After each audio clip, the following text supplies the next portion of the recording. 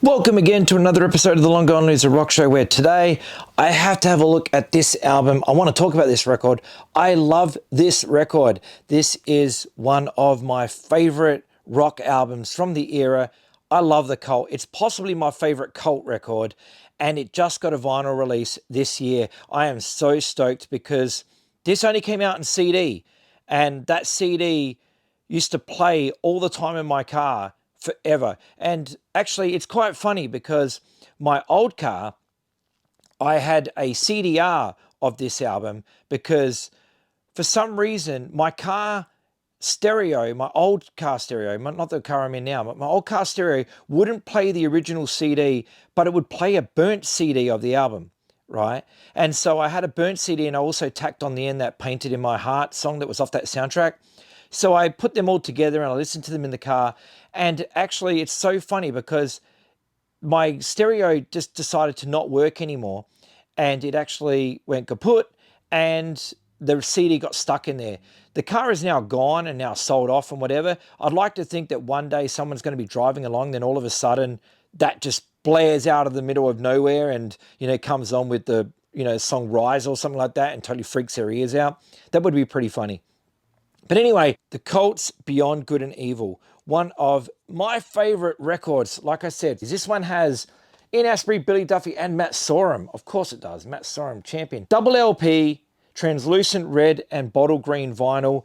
I really can't wait to open this up. So let's do it and check it out because, yeah, I love this album so much. And if you don't know it and you're a fan of The Cult, man, you are missing out. You need this record. So let's take the shrink wrap off. And there's a good look at the cover without any glare. So there we go. The Cult, Beyond Good and Evil. Now let's open it up. All the lyrics. So good. The way this starts, War, the Process, that song is absolutely fantastic.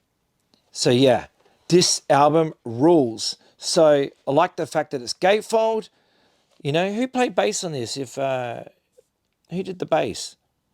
It's got those guys. I guess they just had a session music come in. So, I don't know. It doesn't. So, bass guitar on tracks, blah, blah, blah, blah, blah. Chris Wise. I know that name. How do I know that name? And then Martin Lenoble. I don't know that name, but I know Chris Wise. How do I know Chris Wise? You know what? It's going to come to me, and I will put it on the screen, no doubt, once I remember. But anyway, let's have a look at these records. So this is the first record, which is in red vinyl. That's beautiful. That matches. I love it. So we'll pop that one there. American Gothic, great song. Speed of Light, great song. Oh my gosh, so many good songs in this album. And here is the other record. Now this one has an etching on it, but first of all we'll look at that, and then we'll look at the etching. What can we see? Oh yeah, it's like a flower or something. Can you guys see that? There we go. It's like the flower off the front cover. Well, that's the etching. I do like the fact that there is no label here, because I do have some records with etchings that have a label there, and it's like, why would you do that? Why would you press a label into an etched record? But there we go.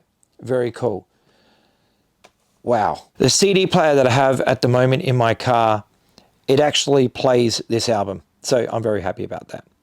But man, yeah, this album. So the very first time I heard it, there was a song that came out called Rise.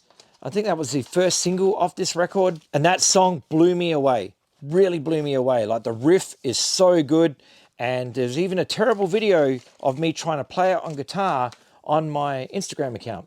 So if you head over to Long Gone Loser and look at my reels, as they say, you will see a version of me attempting to play the song Rise. I love the guitar riff. Really, really cool. I'm not sure if I got it all right, but it sounded right to my ears, but it could be wrong. But anyway, this album by The Cult, Beyond Good and Evil, is just absolutely fantastic. If you don't know this record, please listen to this one. Produced by Mr. Bob Rock, right there in print. And, yeah, this came out in 2001. And, yeah, I just remember when it came out, I was just so blown away by how good the guitar tone was.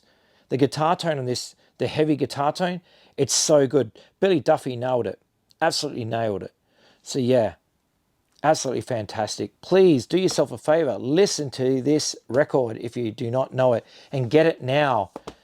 Released this year on Rhino Records.